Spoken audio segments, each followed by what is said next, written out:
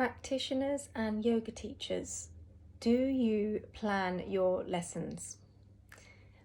This is something that most newbies, when they first qualify or get their training, definitely there's planning involved. Whether that means making your plans for your yoga classes, or if you're doing Ayurvedic consultations, making a sheet, planning what to ask and making sure that everything gets done. And I think it's lovely, but I have to admit, as I've slowly gone on this journey, I've noticed that there is zero planning involved in most of the work that I do.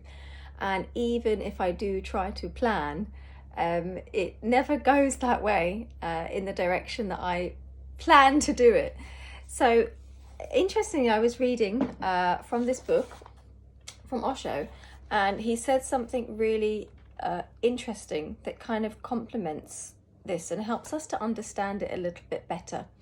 So basically, he says that this is quite logical, and I think we kind of all know this, but it's good just to get the reminder that the mind, whenever we are in the mind, we are always going to be either in the past or the future. So what he's saying is that in the present, there is no mind. That means there are no thoughts in the present moment. And whatever comes just comes from a spontaneity. It doesn't come from any planning of the past or the future. And I thought this was lovely because when we don't plan, that must mean, and when we are in the process of doing a class or a consultation and we're able to just keep talking, if we are in the present moment, it just flows, doesn't it?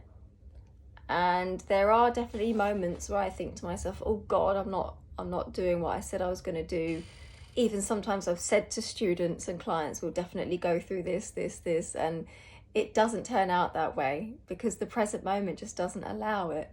There is almost like a surrendering to that we have to just accept that whatever is there, but we have to trust that what is being delivered in that moment is what is needed.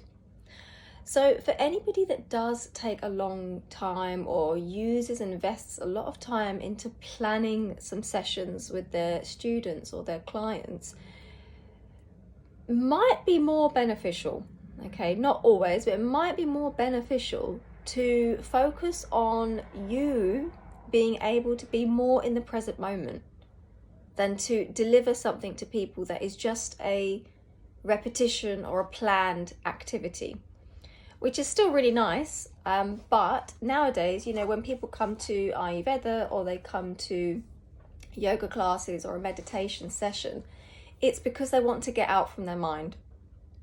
And so the best service that we can give is to take them out of that, is to bring them into a place where no mind exists.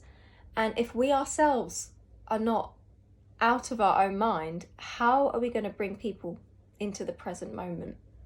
So it might be worth investing in practicing how to bring yourself back into the present moment. And then that will come through when you do classes and consultations. You'll be able to drop into the present moment and trust that whatever's coming through you is what that person needs to hear. And if you're not quite sure, you can always, especially I do this in Ayurvedic consultations, I will say I will follow up with my recommendations, because I know that when I am with that client, I have to be fully present in the moment. And for me to drop into my prescribing mind, into my logical mind, it will take me out from that present moment with them. And so I reserve that for after the consultation. And after the session is done, then I will sit with them. Then I will sit with myself and I will look at everything. And then you can use your rational mind and the intellectual mind to decide what's going to be best for that person. But I think the best gift that we can give someone is to be present in the moment with them.